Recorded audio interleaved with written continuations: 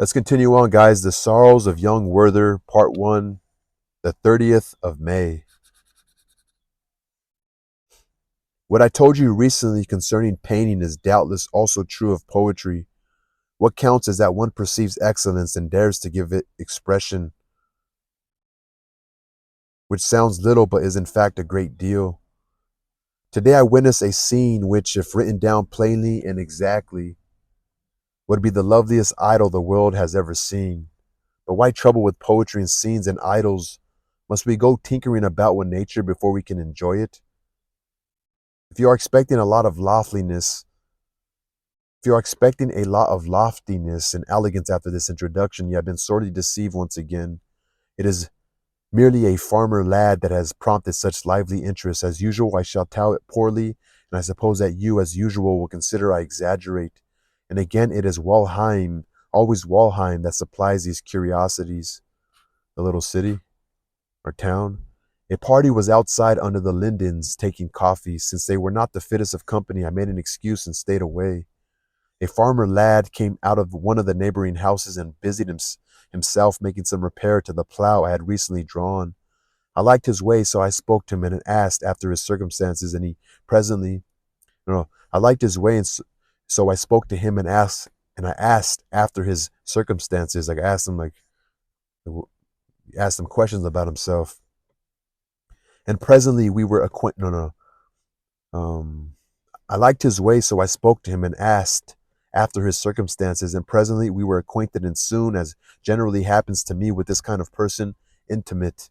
He told me that he was in service with a widow and very well cared for by her.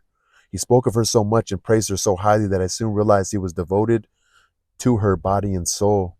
She was no longer young, he said, and had been badly treated by her first husband, so that she did not want to remarry.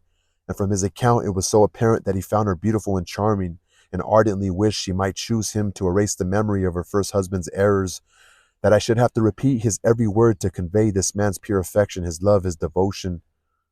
Indeed, I should need the gifts of the greatest of poets if I were also to describe his expressive gestures, the harmony of his voice, and the secret fire in his eyes to any effect.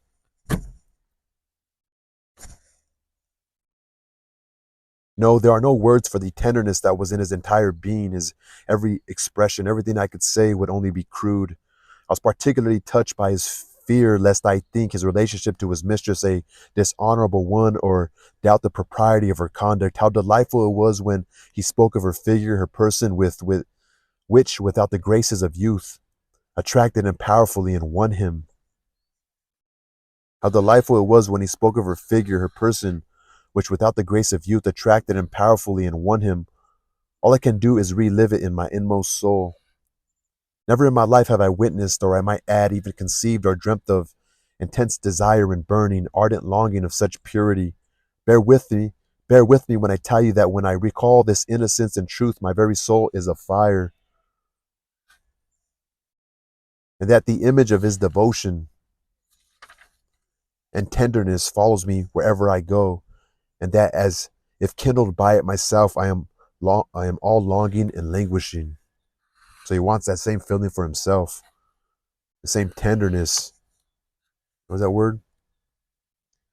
And that image of his devotion and tenderness follows me wherever I go, and that as if kindled by it myself, I am all longing and languishing.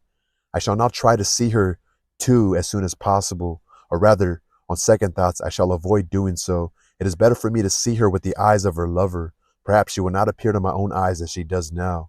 And why should I ruin the beautiful image I have? Beautiful, right? Fucking beautiful.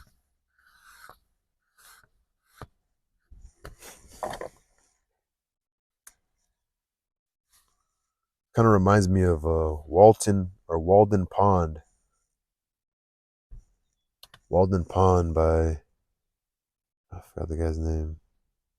Henry David Thoreau. Walden Pond, for some reason. Except, I don't know, just one man